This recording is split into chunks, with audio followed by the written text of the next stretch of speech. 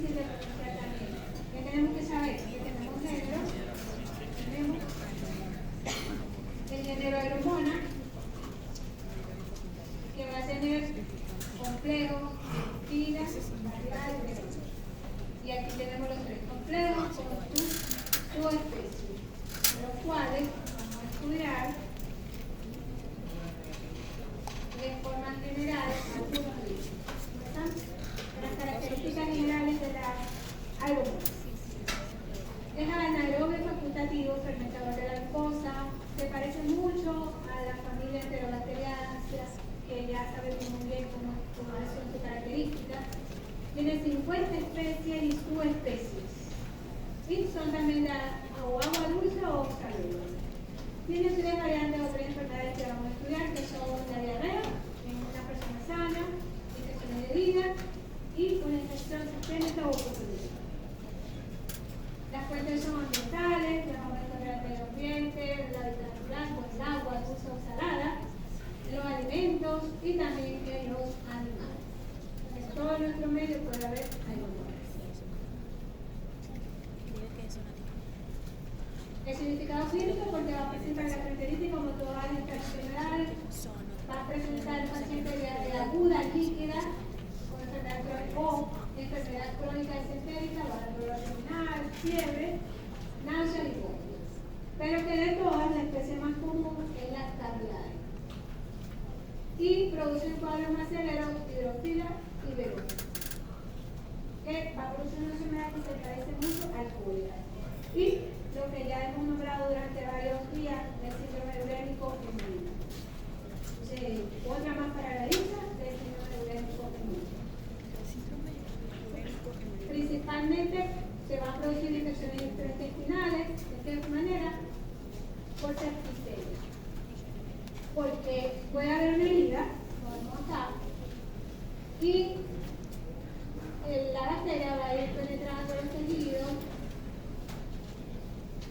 y puede ir hacia todo lo que es el tejido y posteriormente llegar toda infección a la bacteria. La septicemia se asocia a pacientes con enfermedad hepática y hematológica. Las infecciones de herida generalmente son por un daño, por contacto con agua, que puede ser muy salada. Y otras infecciones que pueden presentar en pacientes oculares, respiratorias, urinarias, y como todo lo anterior. O sea, es difícil diferenciar una de otra.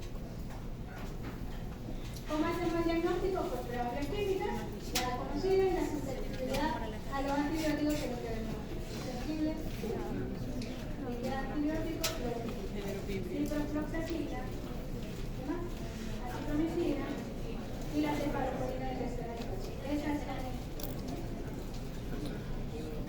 Vibrio. Género vibrio. Cholerae. En general, es decir, tiene que decir cefalosporina, quinolona, no necesita. Depende de la Esa lo había en la segunda práctica. género vibrio. Cólera. Vibrio. Son la familia Biblionacia, tiene género vibrio, que tiene 101 especies. Y todos son de importancia clínica, pero solamente vamos a hablar de del cólera y paramilio. Son bacilos fermentadores, son anaerobios facultativos, son narcomas, bulbos, y a veces rectos, son catalasa, oxidasa positivos, son móviles. Ellos van a vivir a temperaturas que pueden ser muy bajas, pero también pueden ser muy altas. Y es muy importante que todos van a necesitar cloruro de sodio para su crecimiento. ¿Por qué? Porque son halófilos, son amantes de la sal. Si no tienen cloruro de sodio, ni al medio, ni para sobrevivir, es imposible que puedan existir. Esas son sus características más importantes. Entonces se subdivide en 139 grupos de acuerdo al activo cromático, desde 0,1 a 139, y son toxígenos. Y los que no son 0,1 no producen la toxina de cólera, es decir, que todo lo demás producen toxina. Entonces, los que son 0,1 se dividen en serotipos,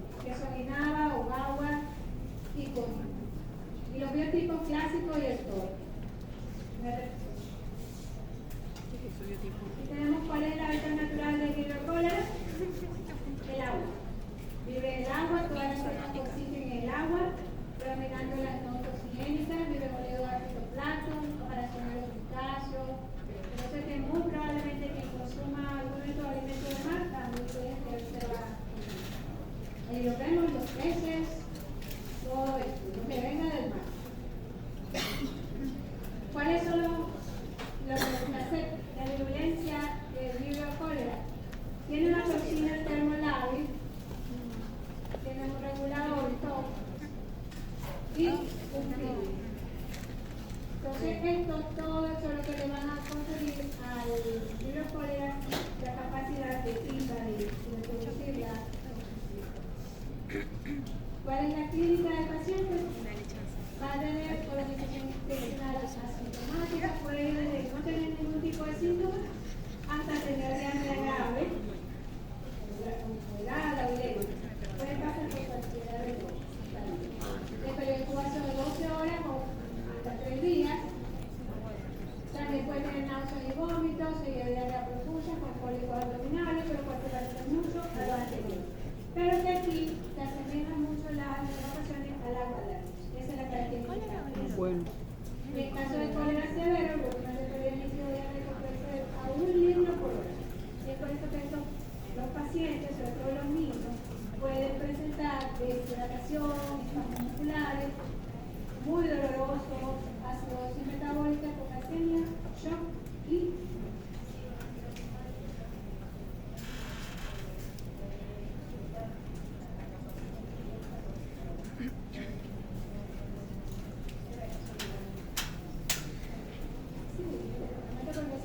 un litro líquido por hora, muy probablemente puede morir. Un litro. Entonces ya terminamos con cólera. Ahora vamos por paranoia. Es alofílico como el anterior, igual, produce enfermedad de nariz aguda, pero sobre todo en Japón, esto no lo vamos a ver por nuestro medio. Gastroenteritis con náusea, con dolores abdominales, todo igual. Pero aquí es importante que recuerden que las células productoras de gastroenteritis van a producir esta toxina, que se llama carnagua, origina directamente y la toxina que vemos que todos son de agua.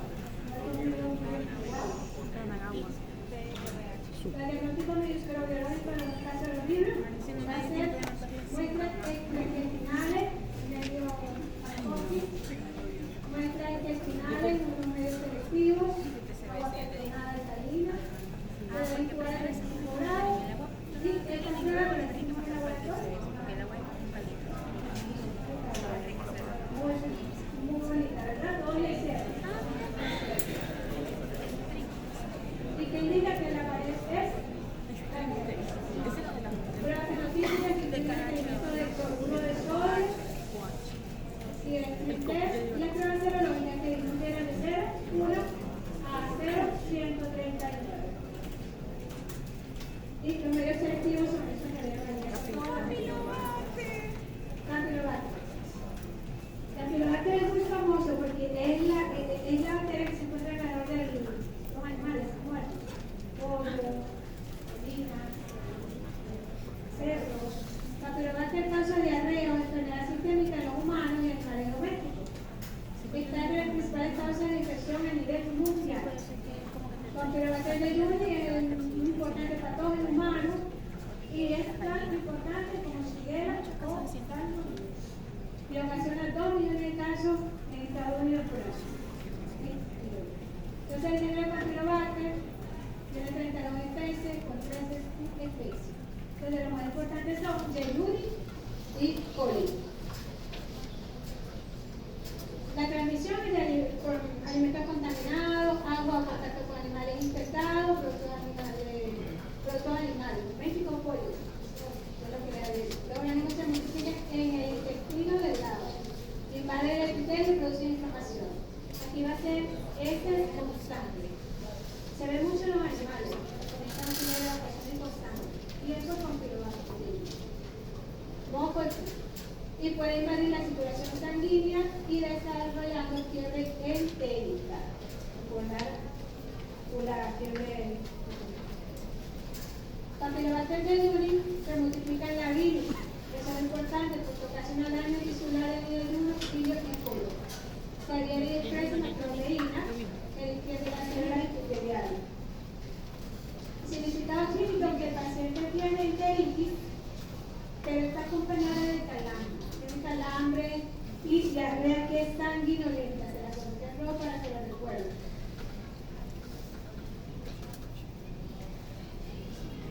Diarrea sanguinolenta, con cefalea, malestar y fiebre. Similar a una apendicitis aguda. Usualmente es autolimitada de 5 a 8 días. Entonces ya tenemos otra bacteria que también produce un cuadro muy similar a una apendicitis. Las complicaciones de la enteritis pueden ser a las 1 o a las 5 semanas. Importante que recuerden el Guillain-Barré. El Guillain-Barré es una complicación de tipo neurológico, donde es una polineuropatía inflamatoria desde el instante aguda, que va a ser post-infecciosa. Puede ser también posterior a virus, no solamente a bacterias, no solamente a esta bacteria, a virus también. Enfermedad paralítica aguda del sistema nervioso periférico, pérdida de la fuerza muscular y el paciente ya queda en silla de ruedas. Polineuropatía inflamatoria desmovilizante. Artritis reactiva sinovial nuevamente, se lo nombramos. Eso lo estamos viendo en casi todas estas bacterias, dolor e inflamación de la articulación durante la adolescencia y en tiene mayor conflicto con facilidad de reacción. Bueno, también tenemos las infecciones intraintestinales, las mismas, y vemos nuevamente el síndrome urémico artritis y proteína. El diagnóstico se hace por recolección de muestras, los mismos medios reproductivos, la incubación un poquito más alta de la temperatura y la identificación de la célula. Bacilos gram-negativos no fermentadores de la glucosa. A ver, Pseudomonas. Esta bacteria es súper importante porque es una de las bacterias que también catalogó la Organización Mundial de la Salud como resistente a antibióticos. Es una de las más resistentes. La Pseudomonas aeruginosa la van a encontrar principalmente en los centros hospitalarios, los gérmenes que van a afectar a los pacientes que están generalmente hospitalizados. Pero también se puede encontrar en el medio ambiente, pero no son, generalmente esas no son resistentes. La del medio hospitalario sí. Entonces son aerobios estrictos, no escurulados, móviles, son oxidantes de grasa positivo, no fermentadores de glucosa ni lactosa, metabolismo oxidativo, oxidan la glucosa, pero no la fermentan. ¿No va a producir qué? Gas. Aerobio estricto o anaerobio facultativo, su temperatura óptima y crecimiento de 30 a 35, por eso es que vive en los hospitales y en todos lados, porque esa es la temperatura óptima. Pero también viene hasta 44, o sea, puede vivir. Puede producir pigmento y olor característico a uva y son patógenos nosocomiales. Recuerden eso. Su estructura antigénica, antígeno somático O, K y H, y son resistentes a los antibióticos. Nosotros dónde vamos a encontrar la Pseudomonas aeruginosa, en los hospitales y en la naturaleza. En las flemas naturales. Pero esas no son resistentes. O, K, H y decía otra cosa, pero Los factores de virulencia son lo muchísimos. quito. Factores. Pero principalmente son adhesinas, la clorina, el calculato principal, A, endotoxina, isozima, y esto va a producir, entonces en los pacientes, dermatosis, quemaduras, daños corneales, infecciones oculares, daños tisulares, infecciones pulmonares crónicas. Ellos van a producir en pulmón la destrucción del parénquima pulmonar. Hacen cavidades similares a la tuberculosis. Muy similares. Y aquí tenemos los pigmentos que se pueden encontrar en los cultivos, son tiocianina, pigmento color azul, tiorubina, rojo, tioverdina, de verde, otro tioverdina de marrón y otro tiomelanina que es de marrón. La autora de pigmentos. Esto no lo habíamos visto con ninguna melana, ¿cierto? Un pigmento verde, marrón. Y las infecciones que va a producir son pulmonares. El pulmón puede colonizar, puede estar presente sin producir ningún tipo de sintomatología. También vivir en la tráquea de muchas personas y las personas solamente se dan cuenta con esa activa. Colonización asintomática, traqueotomía benigna, bronconeumonía necrosante, la que les decía, excluye el y en piel, infecciones de quemaduras y heridas con foliculitis, infecciones de tracto urinario, cualquier herida que esté presente se puede infectar con infecciones de tracto urinario, otitis, queratitis, infecciones corneales, bacteriemia y endocaritis. Esto es frecuente, la bacteriemia por pseudomonas alba, que requiere tratamiento largo. Otras infecciones, el aparato digestivo, todo lo que produzca bacteriemia va a afectar todos los órganos. Burdolero, miren este nombre. Ya vamos a terminar. Bacilo gram negativa, doble, móvil, no celular. Oxidasa positivo, no hay ningún cambio con respecto a la bacteria, ¿cierto? Muy similar a la significado clínico, patógeno nosocomio por excelencia, vamos a entrar en los hospitales también. Pseudomalea, etiológico de la megalulosis y del muerto. ¿Quién sabe qué es el muerto?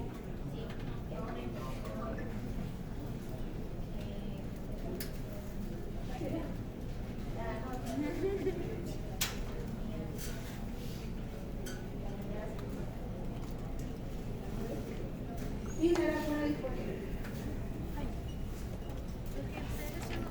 Ahí tenemos cómo se hace el diagnóstico con algunas características. ¿Cómo se hace? El móvil con metabolismo oxidativo. Muchas cepas producen pigmentos amarillos que sugararios. Se aísla con frecuencia en el medio hospitalario, de muestra clínica, causa bacteriemia, todo igual. El común denominador de la bacteria, otro bacilo negativo, que es la bacteriemia, la gran mayoría son nosocomiales y afectan todo el órgano. Pero aquí hay una particularidad, que este va a afectar a pacientes fibrosis. Fibrosis quística es una enfermedad que afecta al niño, generalmente con infecciones respiratorias por inflamación crónica de vía aérea y es de carácter crónico. Más de la predisposición ahí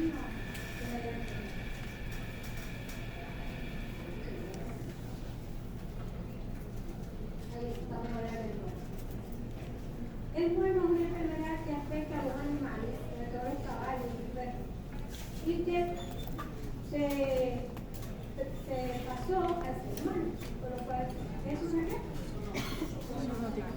Hay una imagen muy bonita que no se la quise traer porque es la imagen de un estudiante veterinario que hizo una autopsia en un caballo que murió con muerte. Bueno, son estas mismas unas lesiones que se presentan en la cara y con arrugas, como vertitas, toda la cara, y son producidas por la bacteria. Y el Nobel murió en el estudiante veterinario para hacer la autopsia de la una transmisiones por heridas y al inhalar. Este que es una enfermedad producida por Burgdorfia alegre. Es una infección típica de los caballos, de la oveja, cabras, perros y gatos, que transmite por contacto directo con la acción de bacterias, es una bacteria oxidasa positivo y tiene que va a presentar el paciente, como digo, el paciente va a tener neumonía.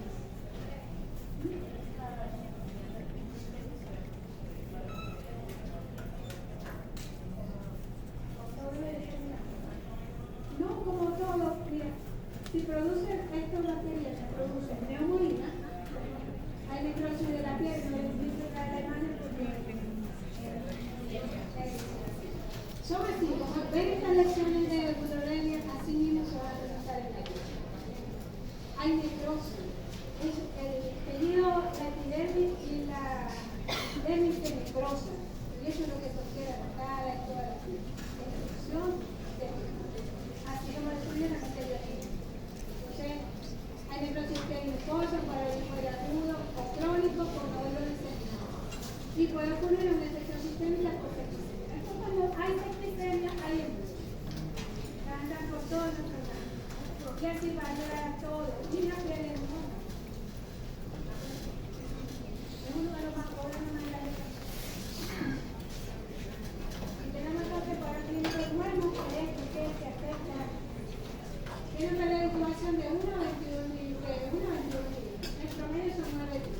Las manifestaciones cutáneas localizadas, sin manifestaciones sistémicas, afección o muerte, son nódulos. Y va a haber neumonía, va a haber afectación de las articulaciones. Puede tener también mediastinitis, ulcercomiales, infecciones intestinales, afectación del sistema cardiovascular y del sistema neurológico. Hay bacterias, shock séptico, neumonía, súper importante que lo recuerden. Hay diseminación a los órganos internos, vasos, próstata, hígado, riñones. Y puede haber sepsis con y sin neumonía. Y con acceso localizado. El chico. Recuerden el muerto. Y su daño que está causado. El diagnóstico microbiológico se va a hacer por cultivo, espectroscopía de masa, que es magnitud, PCR, detección directa de muestras clínicas, y el tratamiento es con ceftazidima o meropenem por 14 días. Ahora, estreptococcus auxiliares. Esta, muy bonita, es una bacteria que también se encuentra en los medios intrahospitalarios. Solamente el que se coloca un catéter de diálisis o se coloca un catéter para tratamiento venoso se encuentra en los hospitales o los. Pero también puede estar en la naturaleza y no ser residual. Es oblicuo en la naturaleza, aislado del medio ambiente hospitalario. El módulo se hace negativo, puede producir infección en algunos casos, y en algunos casos solo colonizar. Y produce septicemia. Recordar que es un catéter intravenoso. Y neumonía muy frecuentemente, infecciones de herida, endocardititis y meningitis.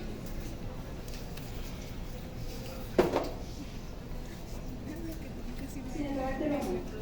La Cinetobacter baumannii es el último multiresistente que les traigo hoy.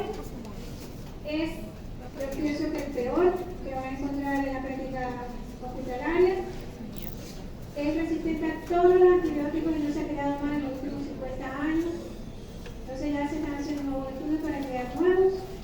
Vamos a ver qué es el Acinetobacter baumannii. Es un bacilo o cocobacilo. Diferente.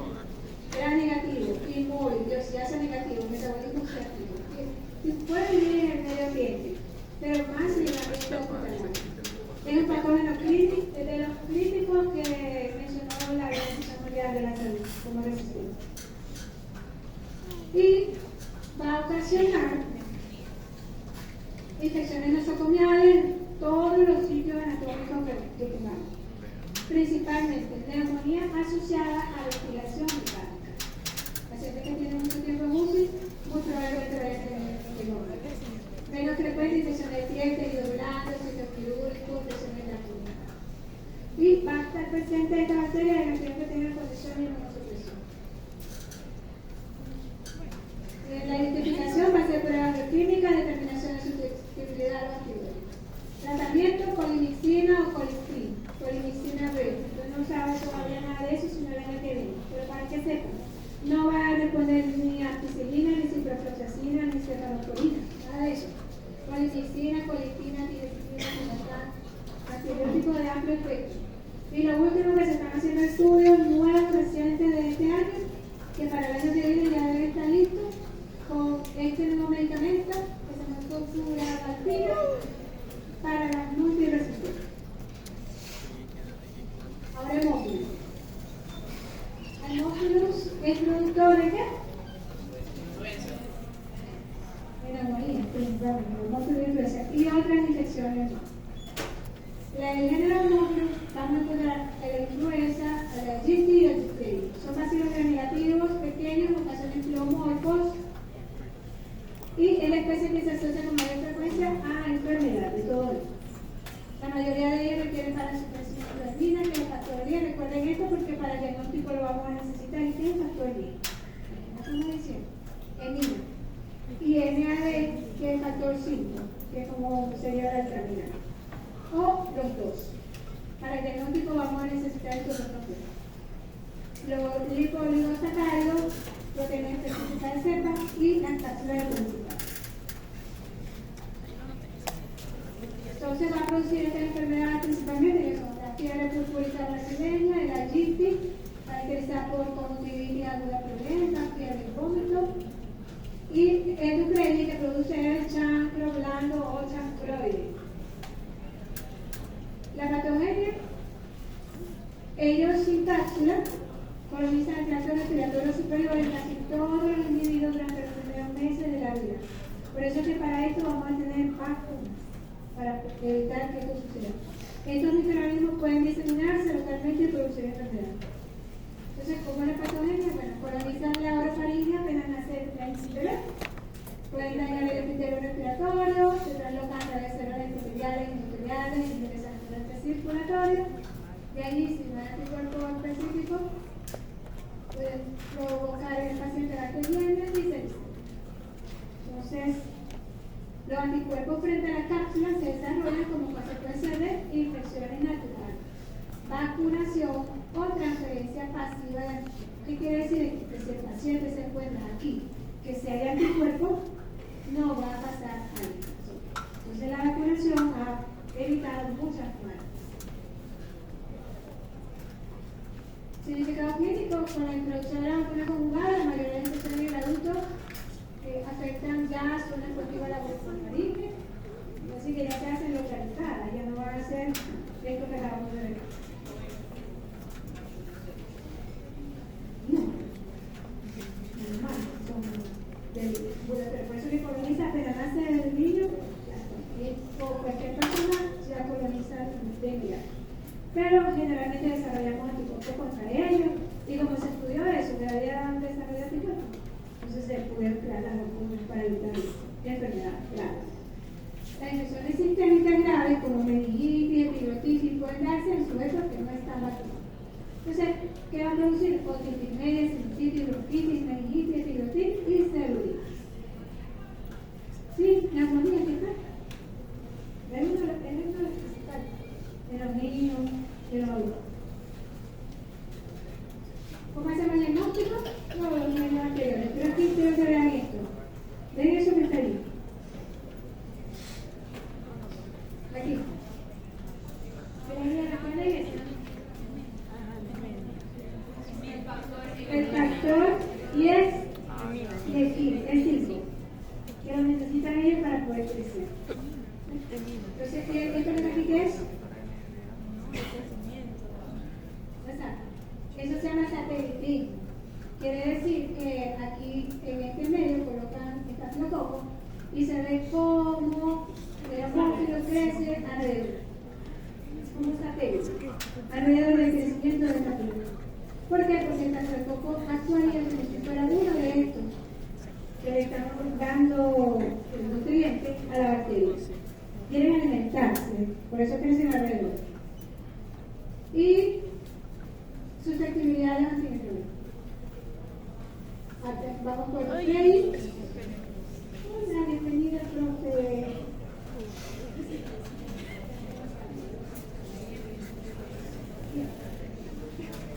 El Ducreni es una enfermedad de transmisión sexual, más frecuente en hombres asintomáticos que en las mujeres. Las lesiones que nos van a recordar, no tuvimos en la clase pasada, ¿cierto? Es una pápula que es dolorosa a la palpación, con una base que es eritematosa, rojiza, y que puede estar en la región genital o perianal. Y que dura entre 5 a 7 días después, que se va a presentar 5 a 7 días después del proceso. Entonces, la lesión se ulcera, se hace como un sacabocado, se torna muy dolorosa, en 2 días con frecuencia aparece linfa endotráquea, que eso es lo que lo va a diferenciar de la que yo la semana pasada, que dijo que no había linfa endotráquea. Así que no vayan a confundir. Se deben excluir otras causas de úlceras genitales como sífilis y herpes.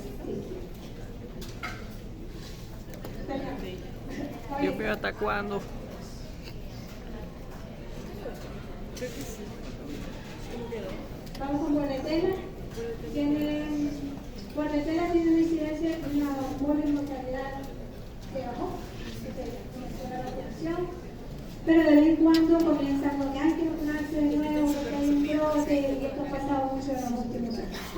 Entonces, la enfermedad sigue siendo endémica en todo el mundo, afecta a más de 60 millones de personas cada año. Y ha aumentado la prevalencia de enfermedades en niños mayores y adultos. Hay que vacunarse. ¿De género? Bordetella tiene Ey, estos no son... pertussis, parapertussis y la roxicacina. Son las principales. Las características generales son poco vacilos granulativos muy pequeñitos, aerobiociclos presentadores con movilidad variable, catarata positivo y un crecimiento más para nuestra temperatura. La toxicidad, la patogenia o la inmunicidad, la inmunidad es la siguiente. Nos exponemos al microorganismo. Se adhieren las células epiteliales ciliadas del aparato respiratorio superior. Luego hay crecimiento bacteriano, producción de daño tisular y localizado y producción de la toxina sistémica.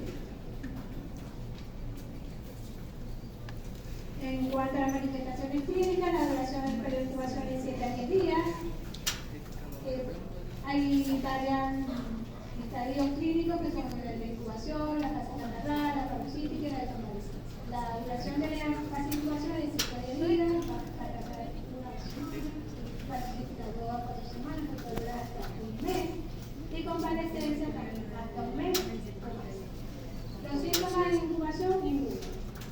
En la fase catardal, sí, ya hay rinorrea, malestar, fiebre, todo y en la paroxística ya hay tos con estridor y la tos es muy característica.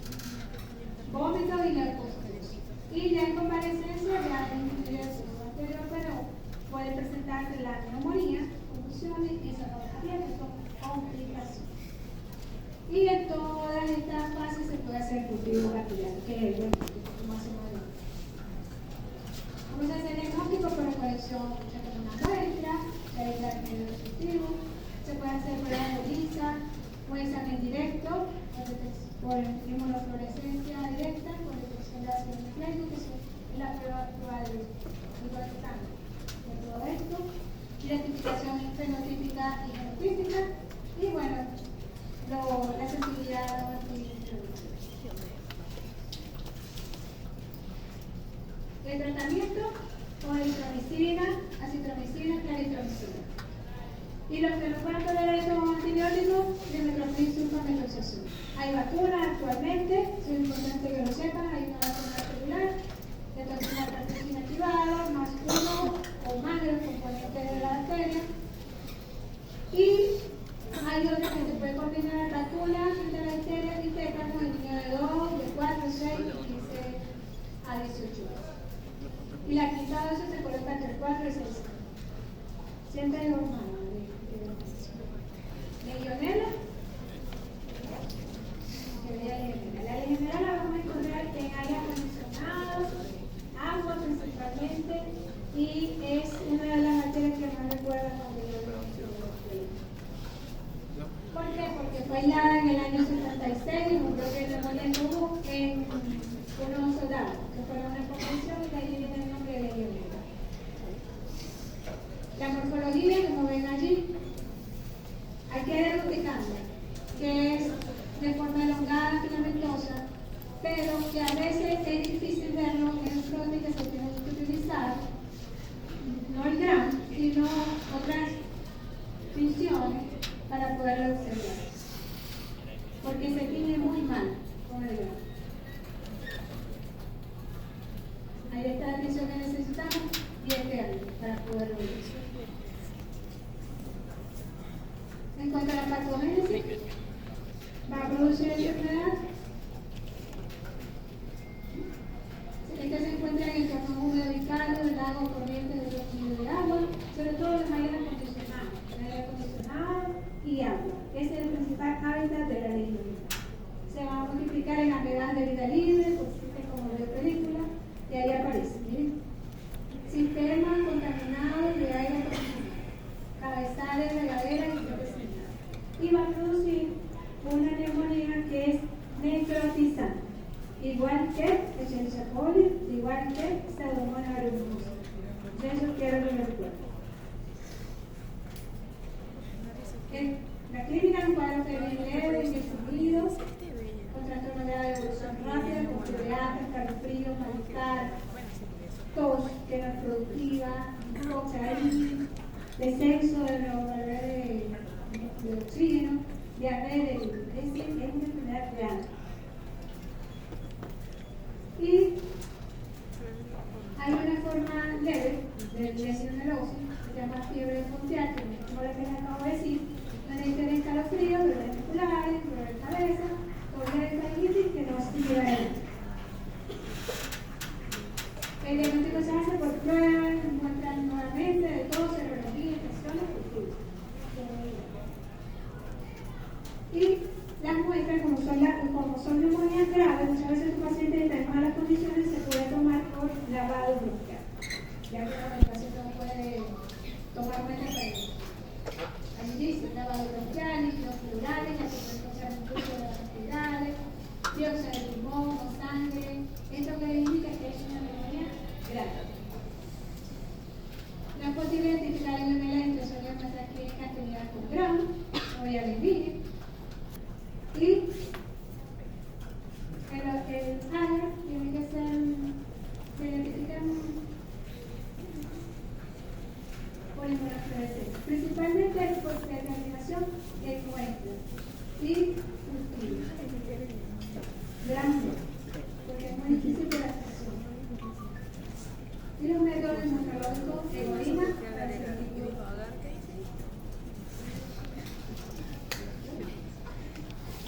En cuanto al tratamiento, son camatróleo, fluoroquinolona, tetracyclina, no son eficaces los beta-lactámicos y hidroxiglucosa. Y repitiendo, según se encuentra revelado,